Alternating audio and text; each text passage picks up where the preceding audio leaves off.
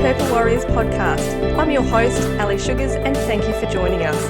This podcast is about raising awareness for domestic and family abuse by allowing survivors to share their own journeys to recovery. You will find practical yet powerful information and tools that you can immediately implement into your own journey to recovery. You will also hear information on how you can help someone you suspect may be in a toxic relationship. To support this podcast and get access to amazing bonus content, click Become a Patron for more information. If you have a story to share, reach out to me, Ali F. Sugars, on Facebook, YouTube and Instagram. Hosts and guests will often discuss sensitive topics in detail. While this is done with the utmost respect and dignity, this may cause triggers for some listeners.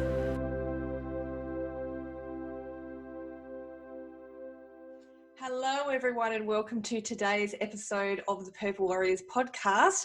We are going to talk today about finding your lockdown mojo. But before we get into that topic, I'd like to thank today's sponsor of the episode. So today's sponsor is Zelda Marsh, and Zelda from Manifest Merriment is a healer, coach and therapist turned author who works with women that have been affected through divorce. She inspires them to find their own power within themselves. Her book, Bounce Back Ability, is about reclaiming your power and passion after divorce.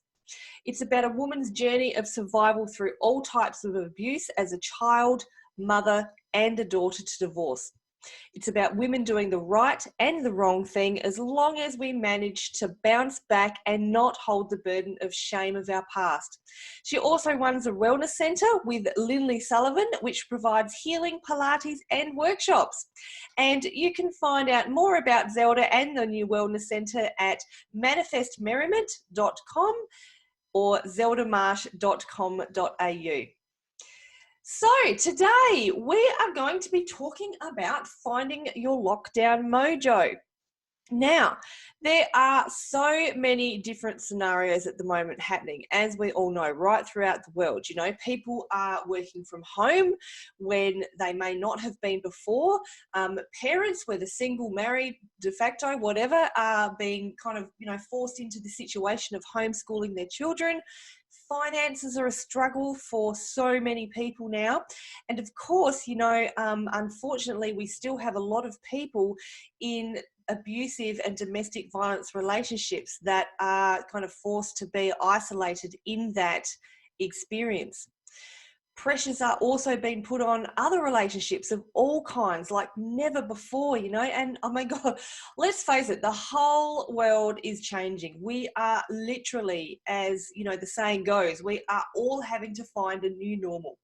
I also recognise that there are so many wonderful people out there who are supporting each other in so many different ways, whether it be practically, like giving generously of whatever you can, so maybe food, time, money, transport, etc., as well as people reaching out to connect with people, morally, to check on how they are and give them maybe some mental support.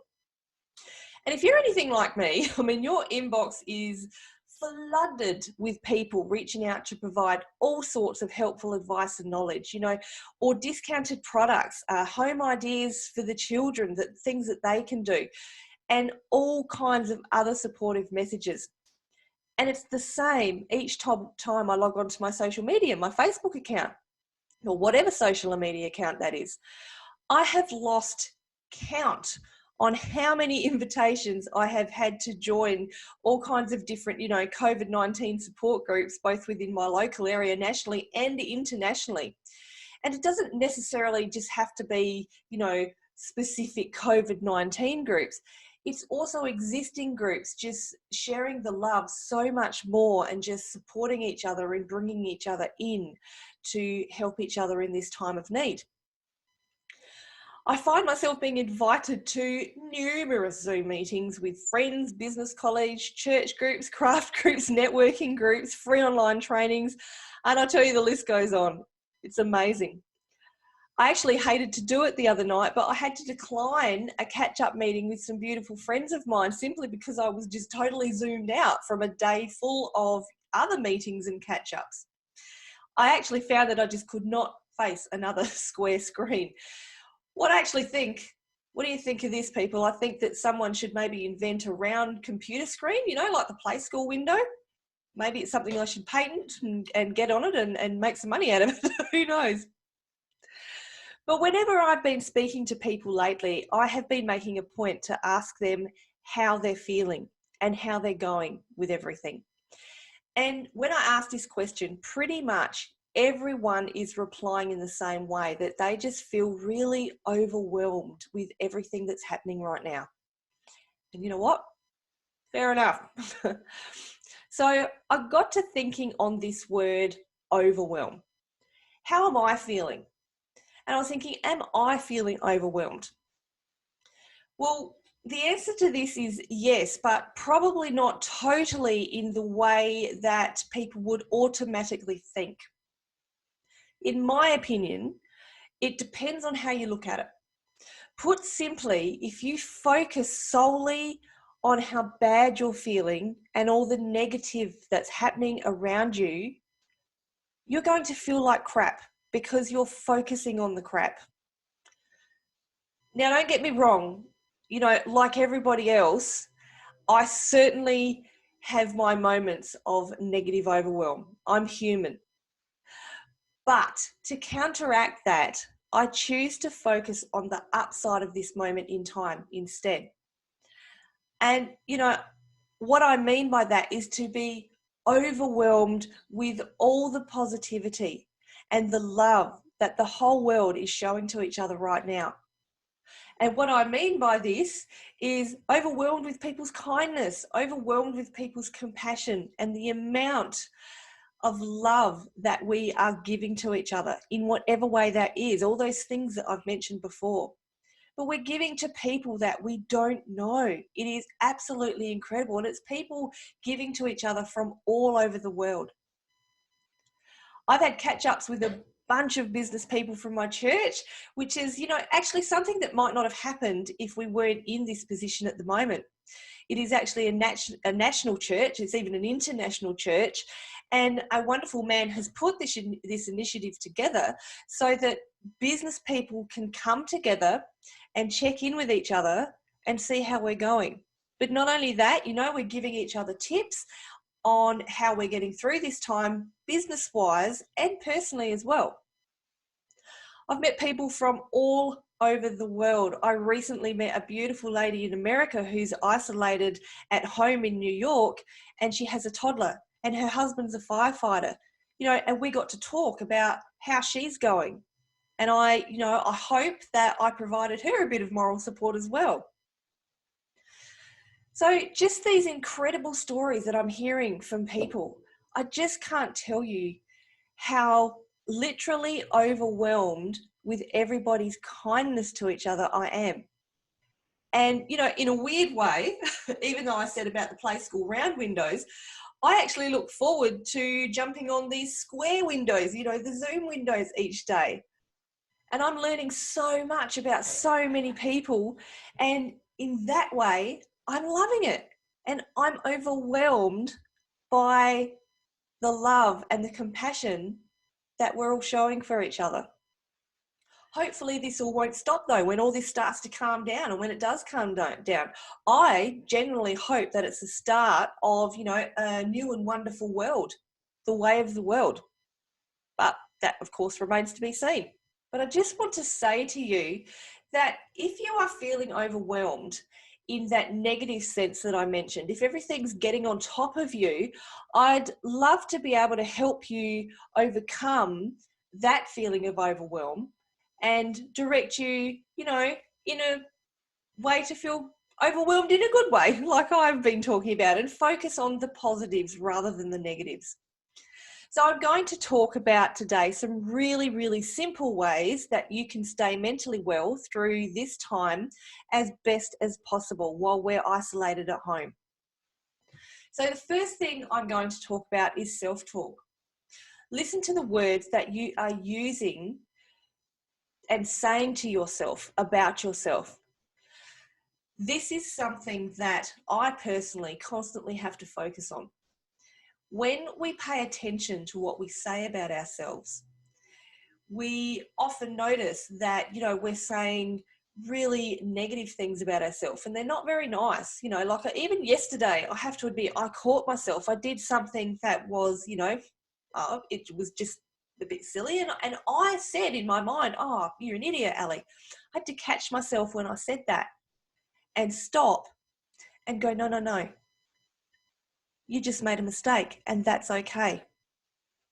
So we need to realize that the mind believes what we tell it. So these, these negative things that we tell ourselves, we start to believe.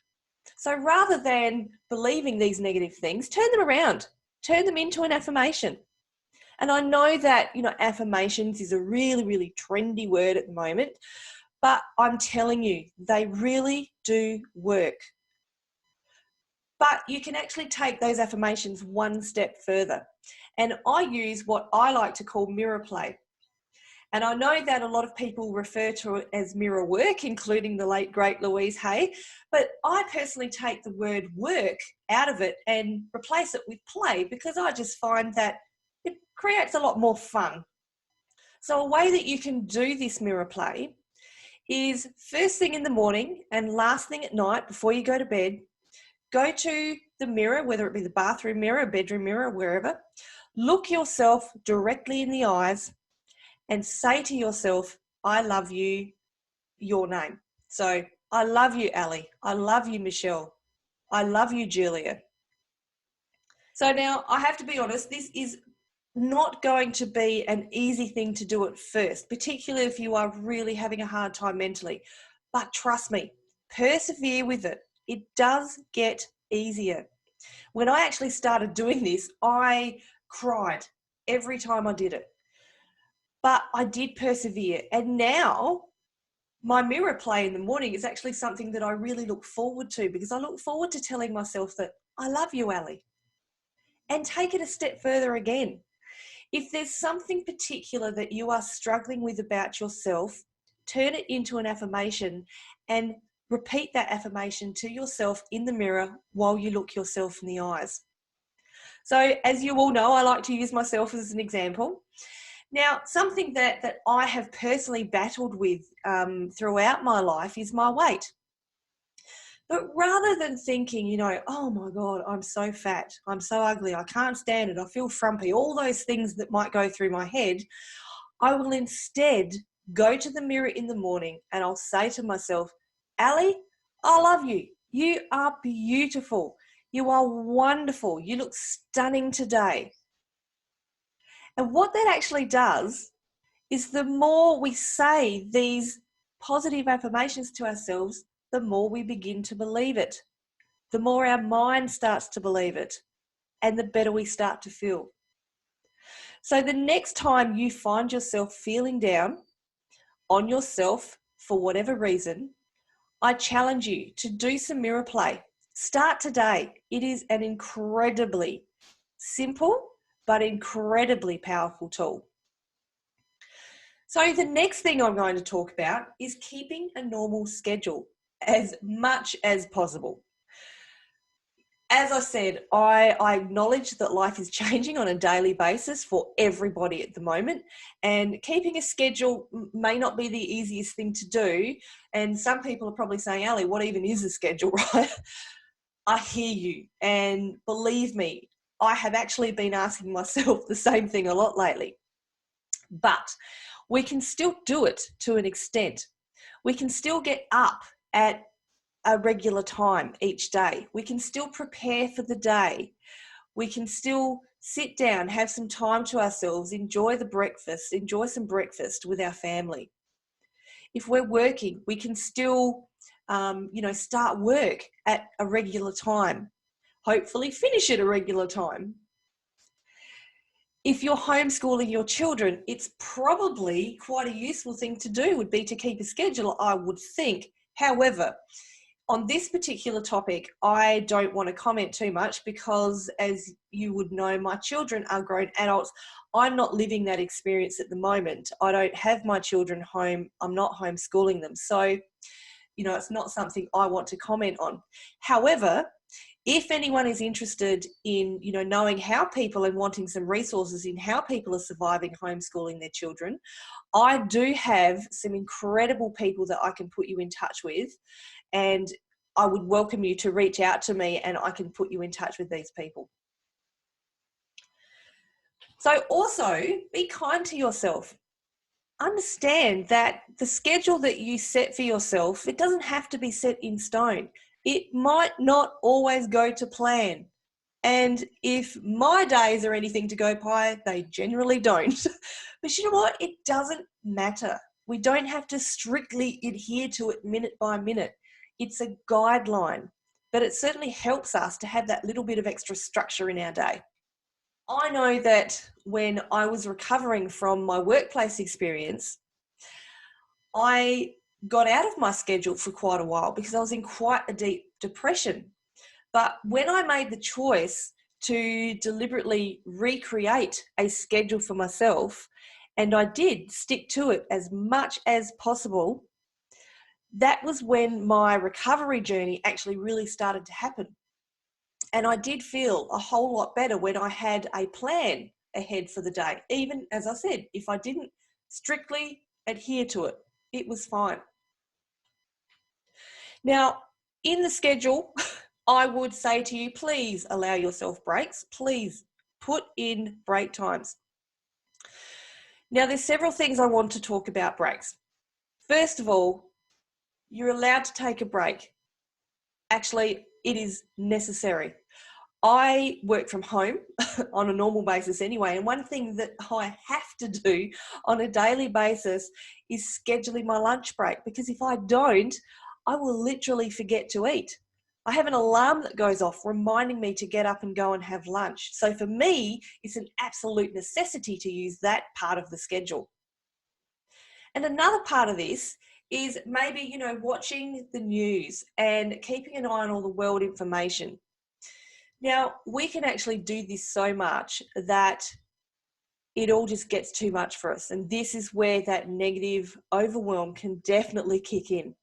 And this has certainly happened to me more than a few times in the last 3 or 4 weeks, but it's okay. It is okay to turn off the TV. It is okay to walk away from social media. There is nothing that says that we have to keep up to date minute by minute by minute with what's happening in the world. I actually have whole days where I deliberately schedule out a day away from all my digital tools.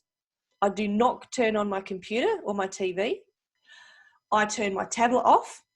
I turn my laptop off.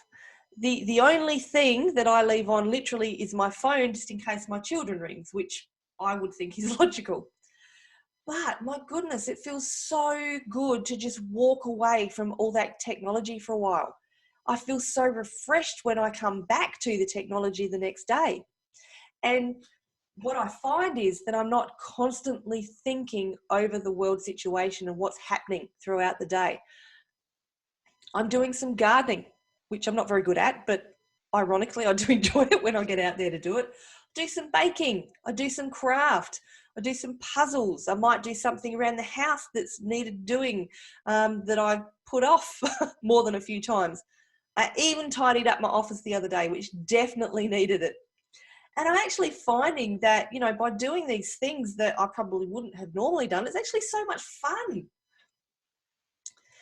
But these days, away from social media, digital devices, news reports, it allows me to refresh my body, mind and soul. So I would encourage you to do that too, and walk away for a day, even a couple of hours, and refresh your body, mind and soul.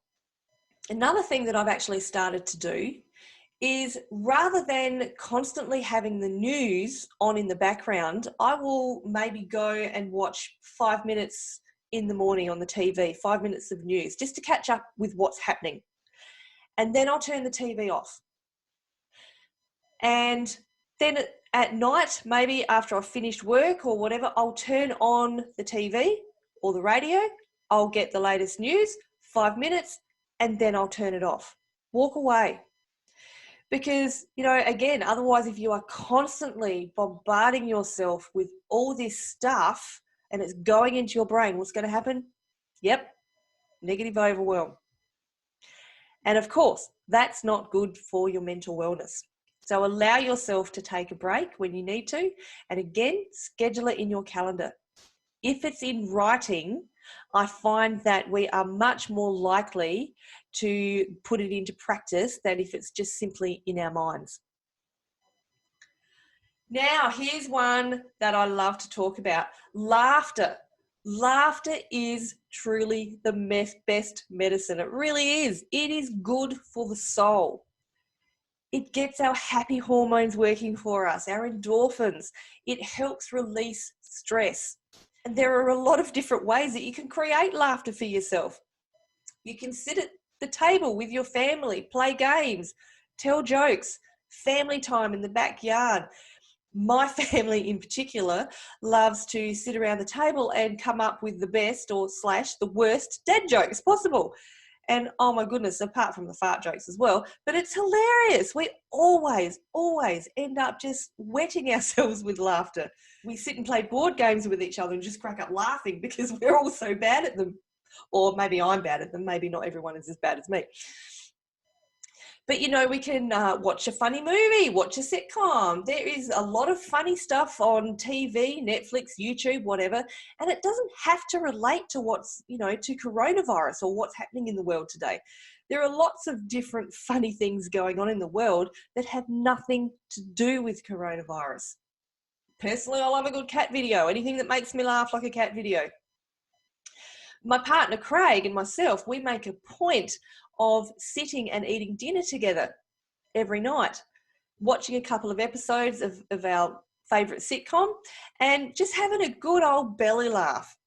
And especially in the last couple of weeks, I particularly have noticed of how much of a relief that provides for us both, just to sit there and unwind from whatever we've been doing that day. Just have a good laugh. As I said, it really, really is the best medicine. Laugh with your friends too. Keep in contact with your friends.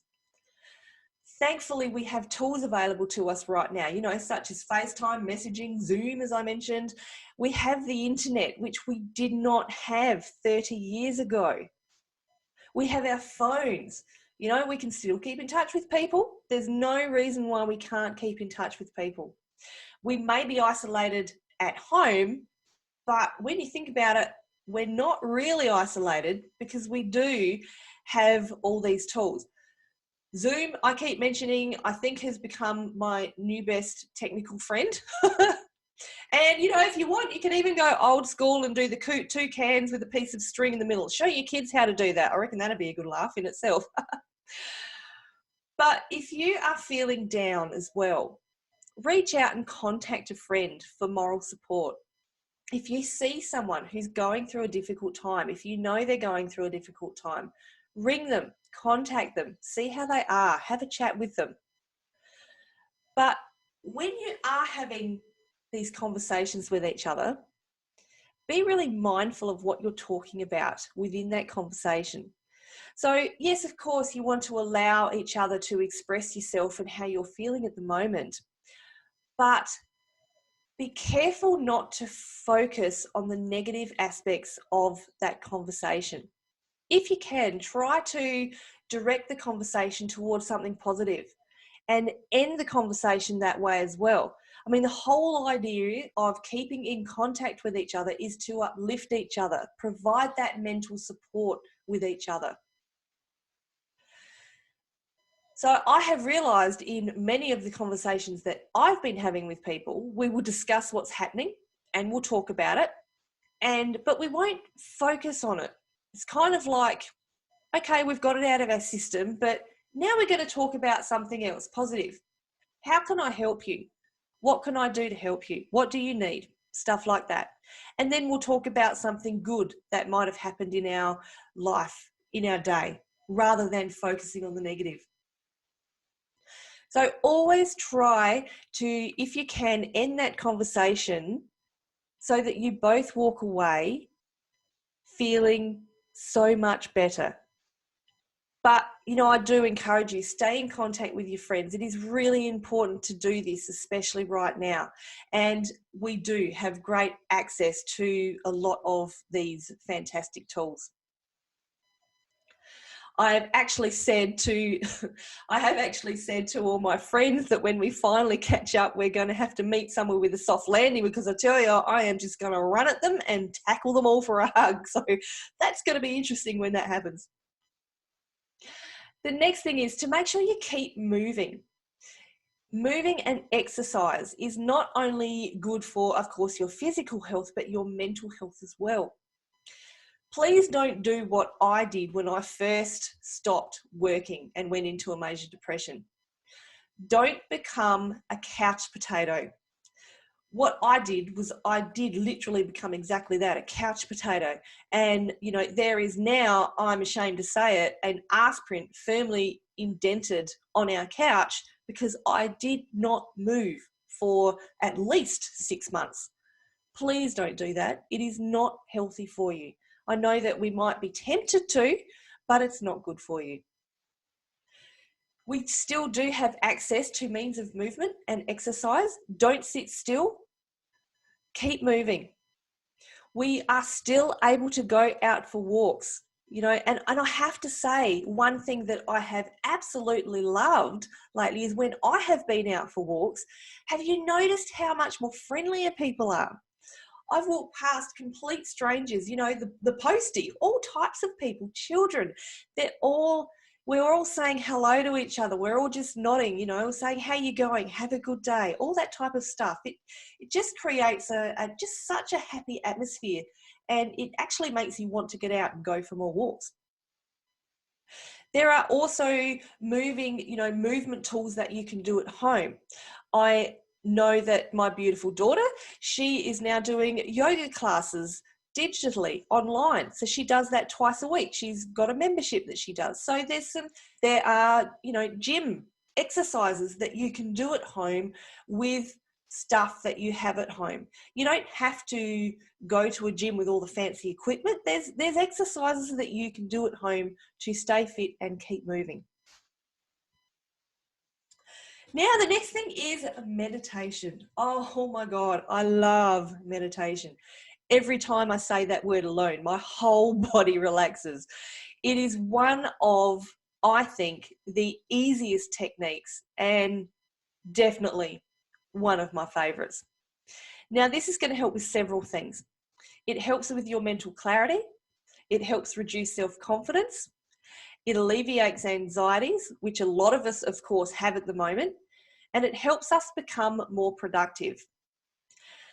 I personally like to practice meditation or prayer for at least 20 minutes to half an hour in the morning, and it sets me up, I find, for my whole day. It just sets me up for a day of productivity. It puts me in the right mental mind frame, and I just can't wait to get on with my day.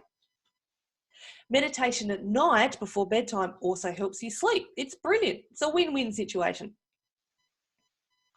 And we have actually had some incredible guests on the podcast lately who have provided us with some amazing free meditation and anti-anxiety resources. We've got a couple coming up too. So if you haven't already, I would encourage you to go and download them. You will find the links underneath the episode to be able to download them. The next thing is rest. So we have talked about breaks, but I'm going to take it another step further and say it's okay to have a rest. If that is what your body and your mind is needing, if you are worn out, rest. You're allowed to do it. I've actually had a couple of really good nana naps that were very much needed, and I felt great. And you know what? I'll probably have another one, maybe two this weekend. Let's see how we go. But you can sit outside in the sun, you can get some vitamin D, you can read a book, you can listen to some music. There are a lot of different ways that you can allow your body and your mind to rest, again, away from those digital tools. And the lucky last thing to remember is be grateful. Yes, I said, always be grateful. And, you know, of course, a lot of people that I work with, especially the ladies, they'll say, I'm sorry, what? Be grateful? Be grateful for what's happening at the moment? Yes, be grateful. Be grateful for the opportunities that are provided to us in this time. Be grateful for the time to rest and the time to slow down, the time to maybe learn about some stuff that you've always wanted to do, but you've never had the chance. Be grateful for time to do some extra stuff around the house, again, that you may not have had time for before. But I'd like you to remember, with all of this, there is absolutely no right or wrong here. It's all about what you need right now. It's important to do what you need to do that's right for you. Although we're in a lockdown, there are still so many choices available to us and so many resources, which I've talked about today. So as you know, I work as a coach for people who have suffered abuse and extreme stresses in their lives. And right now, I'm actually offering a free 1-hour reconnection session to people so that they can, as the title of this episode says, find your lockdown mojo. I have literally just scratched the surface on a few things today, but I'd love to have the opportunity to talk with you in person and learn more about you and be able to help you as well. So as always, the link is provided below this episode where you can book in for that free reconnection session. And I look forward to speaking with you and getting to know you. And I will see you in the next episode of the Purple Warriors podcast. See you later.